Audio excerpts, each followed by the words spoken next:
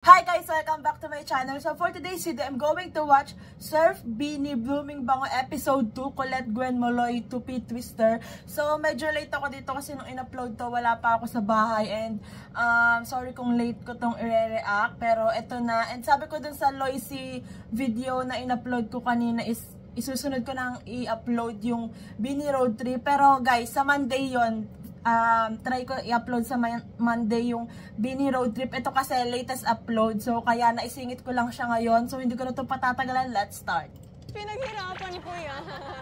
What does it take to make the Philippines' hottest girl group amoy blooming pa rin ang damit kahit pawis? This is Beanie Blooming Bango, the show where we test the power of the new Surf Fabcon Fresh and Bloom.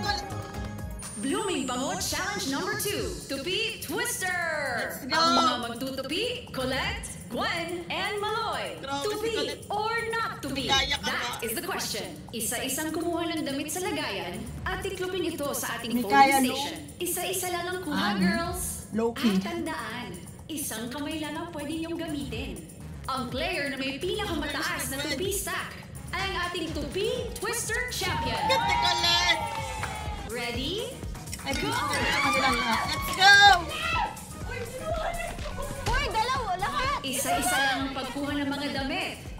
Colette, ibalik ang basket sa likod. Isa-isa lang! And hindi kami pwedeng kumuha ng bulto-bulto na damit. Kailangan punta-punta talagang pabalik-balik kami. Sige, Maloy. Ang laki naman ito! Ang strategy ko, makapal sa una hanggang panipis. Kasi para yung mabigat nasa ilalim lang. Para hindi siya mag-fall. Sa akin kasi ang ninipis eh. Kung ang strategy ko kasi, yung maninipis kinuha ko, baliktad tayo. Ang pangit naman ang tupi mo!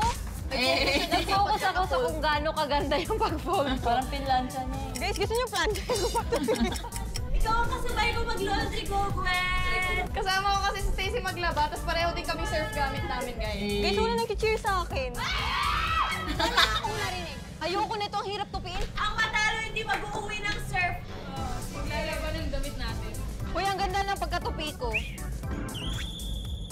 Yun ang importante. Yung bunso, yung mga OA. Huwag mo akong guluhin. Actually, hindi ako na-distract si Joanna. Sinusundan ako. Umalis ka! Mas na-distract ako sa amoy ng damit talaga.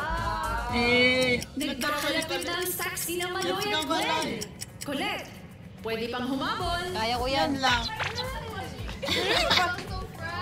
Oh, may asawa. Wow, baby, you're so good. You want help? Mananalo kaya Mas si iba pag Maloy kay Gwen. o makakahabol pa si Gwen. Oh, Nicolette.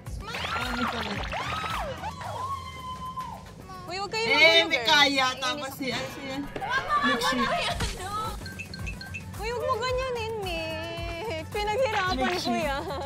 5, 4, 3, 2, 1. Time's up! Oh! Alam ko na sino mananalo. Pagandahan na lang ng tupi. Panalo na si Colette. Ang ganda And nila. the winner for this challenge is... Maloy.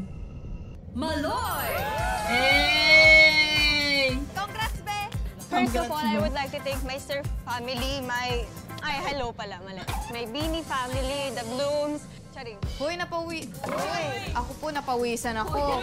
Pero syempre, fresh pa rin yung amay ko. Kahit lapitan kami, oh. Confident na kahit sobrang pawis. Feeling ko na-hypnotize ako sa bango ng damit ko. Mabagal lang dapat. Ganun lang dapat. Sino ang magiging Beanie Blooming Bango Champion? Abangan ang susunod na episode. Blooming Bango pa rin ang damit with a new Surf Fabcon Fresh and Bloom. Grabe yung pagkusalita. Ang gaganda.